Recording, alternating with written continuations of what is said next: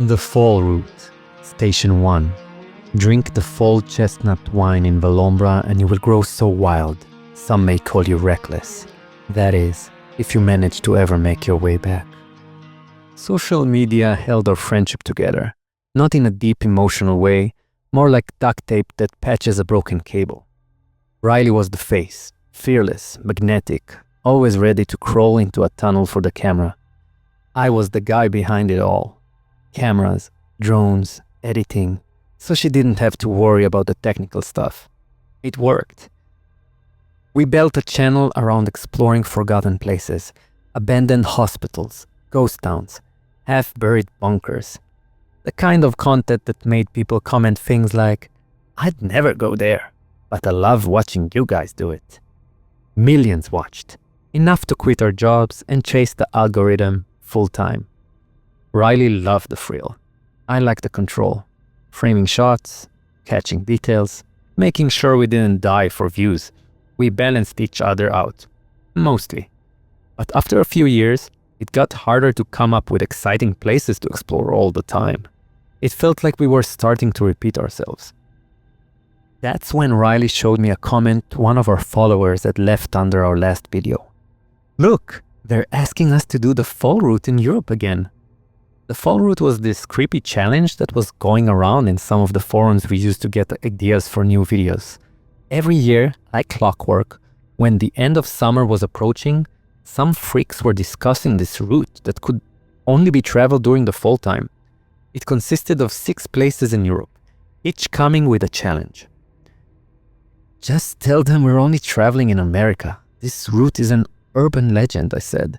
I thought that was the end of it. But Riley shrieked in excitement. "Hey Leo, you're not gonna believe this," Riley said, practically vibrating. "That follower, Equinox Eternal, is serious this time. He sent us money, real money, enough to hit all 6 spots on the fall route and do the challenges." Her excitement made me pause. Riley got excited about a lot of things. Abandoned train stations, moldy stairwells, but this felt different. "Why would anyone care that much about a creepypasta?" I asked. She flopped onto the bed next to me, holding out her phone. The message read, "You too see what others miss. Let me fund your journey along the fall route. It's time someone finished it. If you make it back, you'll understand. Remember to send me a postcard. Equinox Eternal." I stared at the number below the text. $10,000. I shook my head. He sent us 10 grand to chase a horror story that probably started in a Reddit thread? "Yeah, it's weird," she said, grinning. "But I've always wanted to go to Europe. This is enough to rent a car, drive around, film everything. So what if we hit the fall route? We can debunk the myth and make a killer series. Our followers will eat it up, and it'll be fun." I could see the excitement in her eyes. And it would be a lie to say that it left me cold. Riley was the kind of person who could make visiting a random coffee shop feel like an adventure. And she was the best friend I had at that point. Not that I had many friends. I'd always been more of a loner. So I didn't shut her down. I didn't ask why someone would pay that much to send strangers into places that probably don't even exist.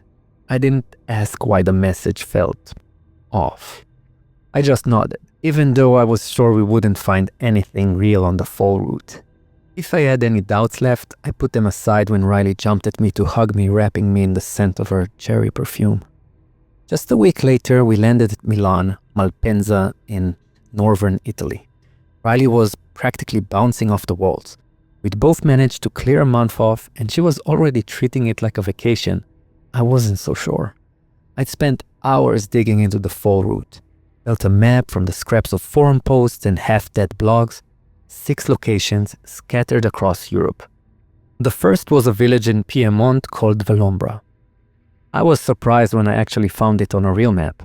But then again, if someone wanted to make a creepypasta feel legit, they'd probably just scroll Google Maps and pick places that sounded obscure enough to pass as haunted. We grabbed the rental, a compact Jeep, good enough for dirt roads, and Riley immediately started filming. "Hey explorers," she said, already in host mode. "We're heading to Vallombra for the Chestnut Festival. Wanna know if it's real? Stay tuned. I'll update you when we get there." She stopped filming and grinned at me. Some tiny Italian town's gonna get us more views than Venice. Cheer up. I didn't answer. Just climbed behind the wheel and started the drive. I was wiped.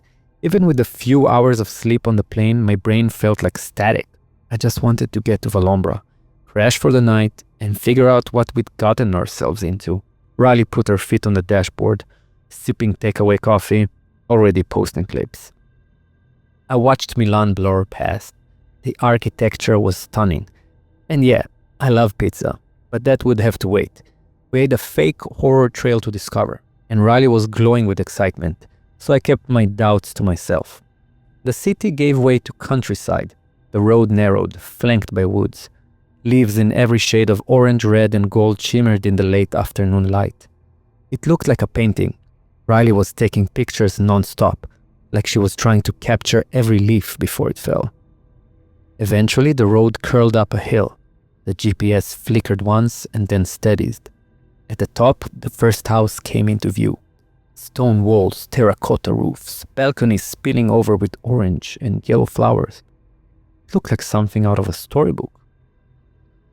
We parked just off the road, next to the pension Riley had booked. I couldn't help but wonder how a village this charming ended up in a creepypasta. It looked like the kind of town where nothing bad ever happened.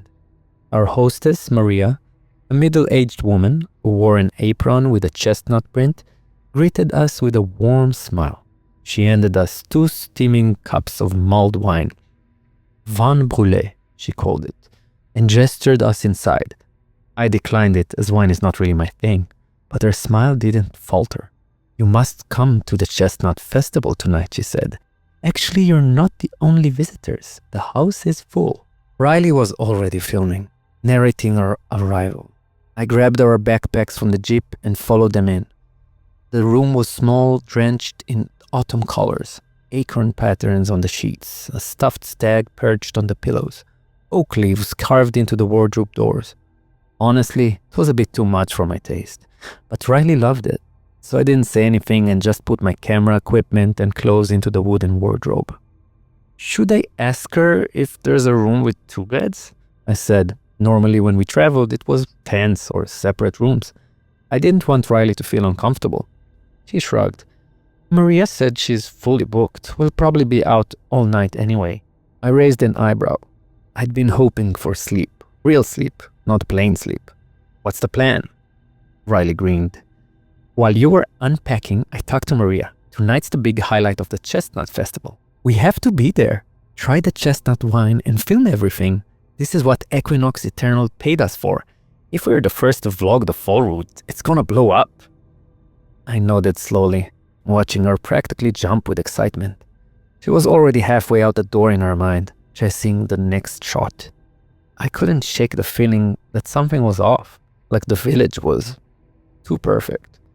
Of course, Riley was right. She usually was when it came to getting the best footage. But I was running on fumes.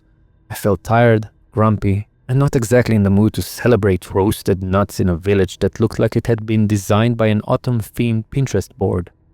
Still, I sucked it up. Took a hot shower, drank one of the energy drinks I had packed. It helped. And if Riley was having fun, that was already worth it. She changed into an orange and brown play dress and did her hair in pigtails while I just threw on a flannel. Then we headed toward the village center. The square was small, tucked between stone houses and overshadowed by a massive chestnut tree that looked older than the village itself. Fiddle music filled the air. It was some kind of cheerful folk music. The place was brimming with people, way more people than could possibly live here. I spotted a few tourists right away, mostly because they looked as out of place as we did in their casual clothes. The women of the village were wearing long brown dresses, their hair loose and flowing. The men were dressed in matching brown suits. I acknowledged another tourist couple with a nod as we pushed through the crowd. They were wearing sweatpants and hoodies. The air smelled like firewood and roasting chestnuts. It reminded me of how hungry I was. I hadn't eaten since the airport. Riley was already ahead, filming the giant iron pans where the chestnuts were being stirred over open flames. This is amazing, she said, handing me a cone filled with steaming chestnuts. They were soft, sweet, almost creamy. Delicious in a kind of bland way. They could take some hot sauce to add spice. Anyway, I didn't feel like insulting the locals. They'd gone out of their way to make us feel welcome and didn't shoot us awkward glances, even though we clearly weren't dressed to the occasion. A man who wore a brown velvet top hat and a tailored coat introduced himself as Conrado, the mayor of Valombra. He handed us more of the vin brûlé on the house. I gave my cup to Riley, who really enjoyed the wine that smelled like cloves and cinnamon. When we told Conrado we were here to film the festival, he lit up, gave us a full tour of the square, introduced us to every vendor and stall holder like we were guests of honor. We ended up with plates piled high with roasted rabbit, root vegetables, herbs I couldn't name. It was really tasty. I'd shaken so many hands, I couldn't remember a single name. That's never been my strength, and the exhaustion from the journey wasn't helping. Despite the music and the lights and the food, I felt like I was moving underwater. So I got back to what I was here for, took out my camera and followed Riley. She went to the dance floor, a small space under strings of lanterns. The couples were standing in two lines, performing dances I couldn't place. Not folk, not ballroom, something older. It reminded me of those period dramas Riley made me watch, Pride and Prejudice and the likes. One of the young men stepped forward and offered Riley his hand.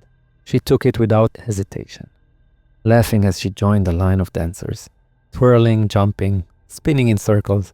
I filmed everything, trying to capture the candid magic of it all. Proof, I thought, proof that the fall route was just a myth. And then I noticed something. None of the locals looked at the camera. Not once. As soon as they saw the lens, they turned away. Like they were avoiding being recorded. Maybe I was disturbing the festival. Maybe they didn't like being filmed. Conrado hadn't said anything, but the pattern was too consistent to ignore. I took it as a sign to wrap up the night. I had enough footage. When I finally reached Riley, she was panting from all the dancing. Her cheeks were flushed and her hair undone. An old lady was speaking to her, her face half shadowed by the lantern light. I watched as she pressed something small and round into Riley's palm. She whispered something I couldn't catch before vanishing in the crowd. "What's that?" I asked, stepping closer. Riley turned quickly, startled. She looked shaken, like she'd just snapped out of a trance. Then she shook her head. "Just a charred chestnut," she said, holding it up. "The woman told me to keep it with me. Said it would protect me from the serval, who walks when the husk split." What is the serval, Leo? I had no clue. Probably a local thing? Folklore? Something they tell outsiders to make the festival feel mysterious? Honestly, maybe that's what the whole fall route is. A clever tourism campaign. She laughed, and I saw the tension drain from her face.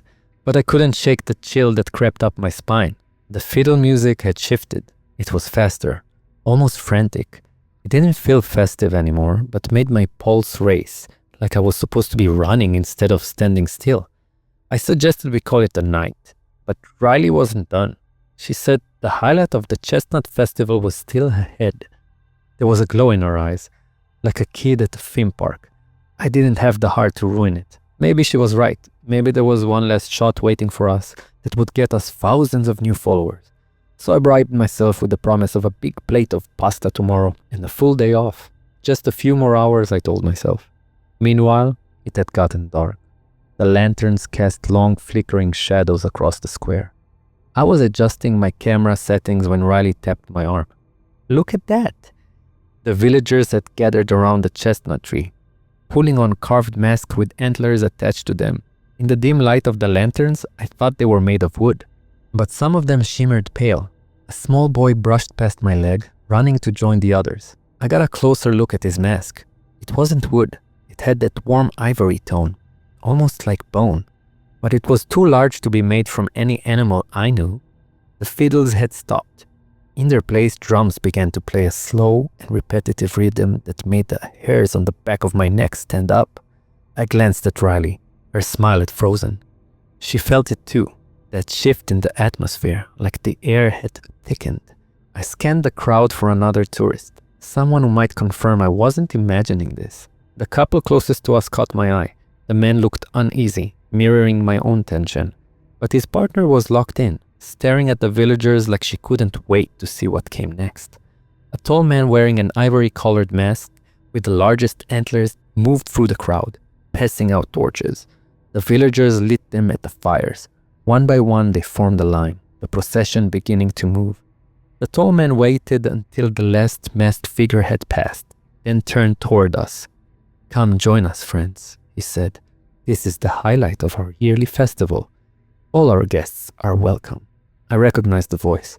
It was Conrado, the mayor. It calmed me for a second, but the mask changed him. He looked older, stranger. There was something archaic about this mask. I saw the woman next to us tug her partner's arm, pulling him toward the procession. Riley turned to me, eyes lit up. "We have to follow them. This is real, Leo, not just a story." Bad idea. I knew it.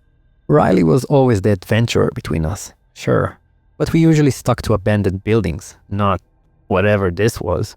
I don't believe in ghosts or curses or anything paranormal, but something about this felt off.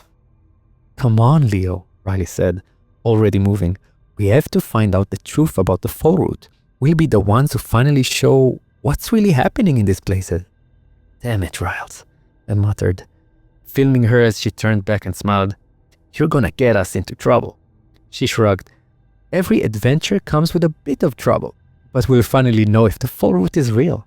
I didn't want to go, but I wasn't about to leave her alone. So we followed Conrado and the villagers, the torches glowing ahead of us like a serpent winding into the woods. The chants of the villagers echoed through the trees. I had taken some Latin lessons online while prepping for a video on old churches and gravestone inscriptions. I recognized the cadence, but not the meaning. I kept filming anyway. I could translate it later. As we entered into the forest, the path narrowed, the light dimmed. Was the canopy swallowing the light, or did some of the torches go out? I wasn't sure. I should have insisted on getting a torch or a lantern. Too late now. Conrado had picked up speed, and we were falling behind. Eventually, we weren't even part of the procession anymore, just trailing it. Only one woman was still in our company. She was maybe a few years older than us, probably around 27. She fell into step with us. Her voice sounded nervous. "I hope you don't mind me walking with you guys," she said. "It's a bit creepy out here." We told her she was welcome to walk with us, as long as she didn't mind the filming. She smiled and introduced herself as Noemi, a backpacker from southern Spain. Said she'd been hitchhiking through the region and decided to stay when she heard about the festival. Riley kept narrating into the camera. "This is insane. They're doing a ritual in the middle of the forest." Talking to Noemi helped. For a moment, it grounded me, made things feel normal again. We were just free travelers watching a local tradition. But then I noticed something. The yellow lights from the torches that had been ahead of us had scattered through the forest, all around us. Noemi turned on her phone flashlight, sweeping it across the trees. I heard her inhale sharply. I followed her gaze. A masked figure with antlers stood on the path behind us. None of us had heard him approach. Footsteps creaked in the woods around us. My heart started racing. Instinctively, I grabbed Riley's arm, just in case we had to run.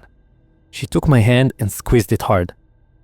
"Where did Conrado go?" she whispered. I looked ahead. The path was dark. No sign of the mayor, who'd been walking just a few steps ahead of us. "Let's just move," I said, pushing forward and pulling Riley and Noemi with me. Every time I glanced over my shoulder, I saw them.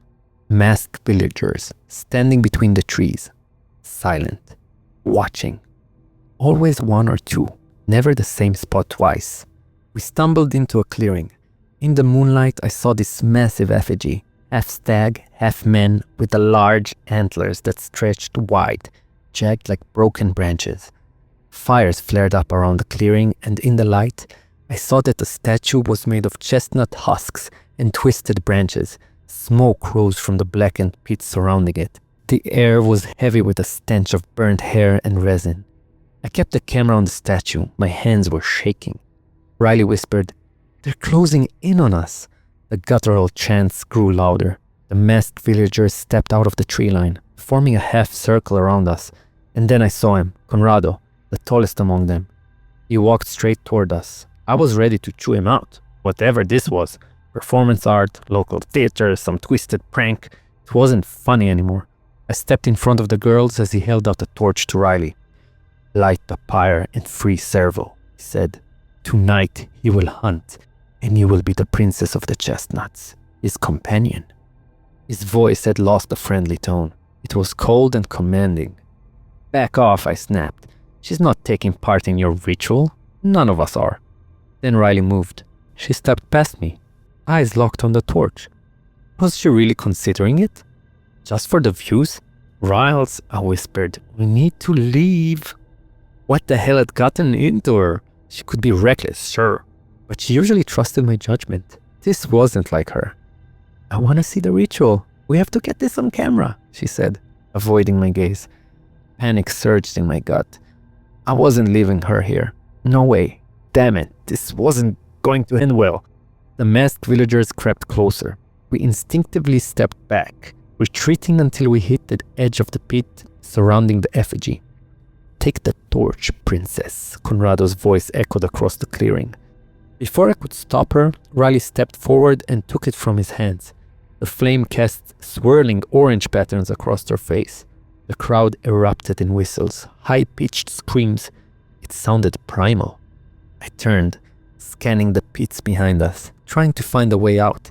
A path past the effigy and into the woods. That's when Riley's torchlight caught something. A pale face at the bottom of the pit. I blinked, then froze. It was the man from the couple who joined the procession earlier.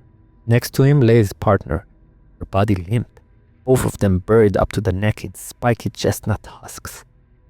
I jabbed Riley with my elbow, trying to pull her attention to my grim discovery, but she didn't flinch.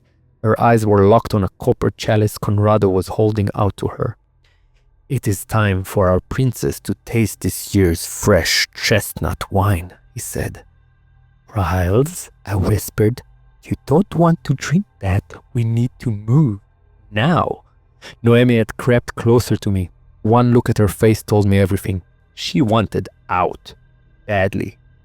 And so did I. "We can't miss this, Leo. Please, let's just film the ritual." Damn it. She was so stubborn and curious. It was a dangerous mix. If I had to drag her out of here, I would.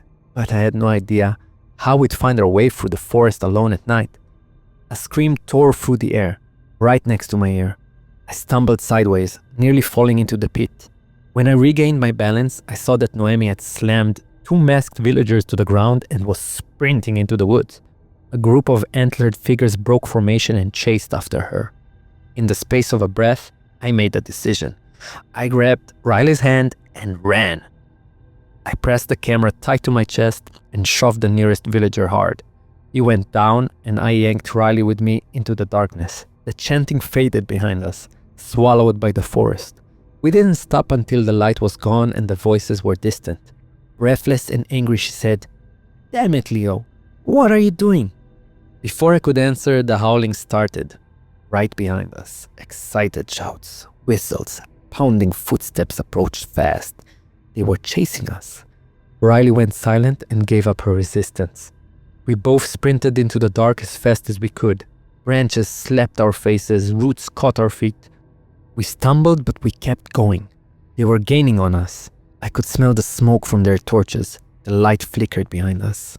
We had seconds. They'd catch us, drag us back and throw us into the pit. Probably burn us alive as an offering to that grotesque stag effigy. Then I heard the pounding of hooves against the forest floor.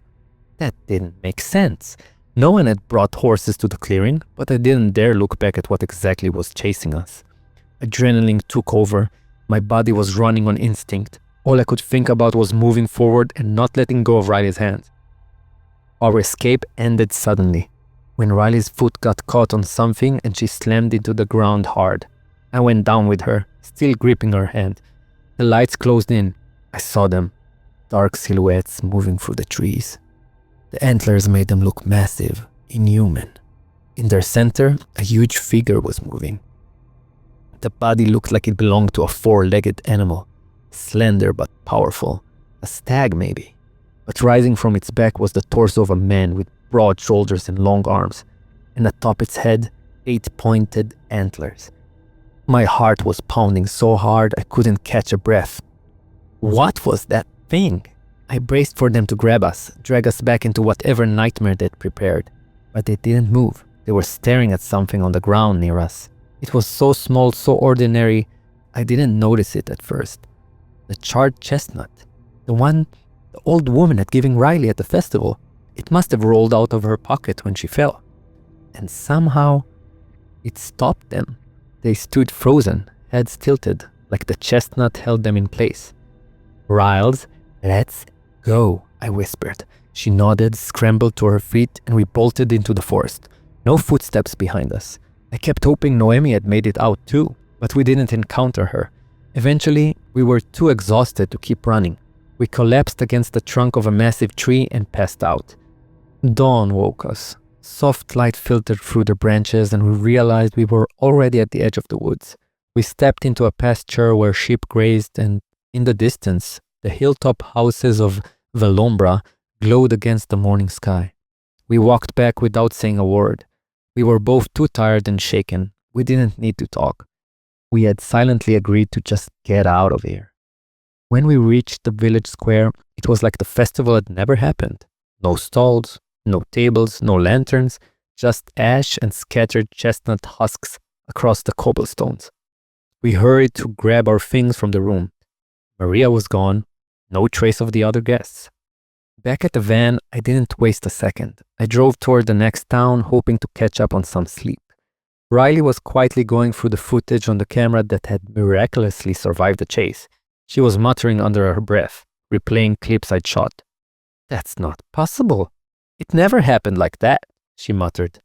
I glanced over. Riley's face was pale, her voice low and shaken. "What's wrong?" I asked. "Pull over," she said. I eased the van to the side of the road. She turned the camera screen toward me and started showing the clips from the forest. Everything was corrupted. I knew I'd set the camera right, night mode, stabilized, everything. But the footage was a mess. The antlers were blurry, the image full of static, the chanting sounded distant like it was coming from underwater. Only one frame was clear. The effigy burning. I stared at it. That couldn't be right. It hadn't been on fire while we were there. I was sure of it. I would have remembered that. None of it made sense. Riley was furious. "We had it, Leo. We risked our lives and we had proof. The first stop of the fall route. Equinox Eternal was right. There's something seriously spooky going on here." I didn't want to argue. Not now. I could have told her we should have left way earlier, that none of this was worth it, but I was too tired. We both were. "We're lucky we got out alive," I said quietly. I just hope Noemi did too. We pulled into the parking lot of a small hotel in a town called Cuneo.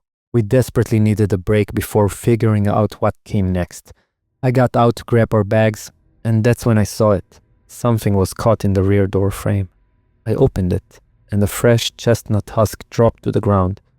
I hadn't noticed it before, and I had no idea how it got there.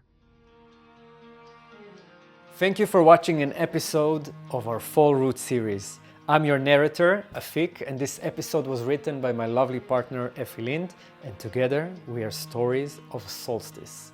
If you enjoy this, please leave a like, subscribe to our channel, and see you in the next episode.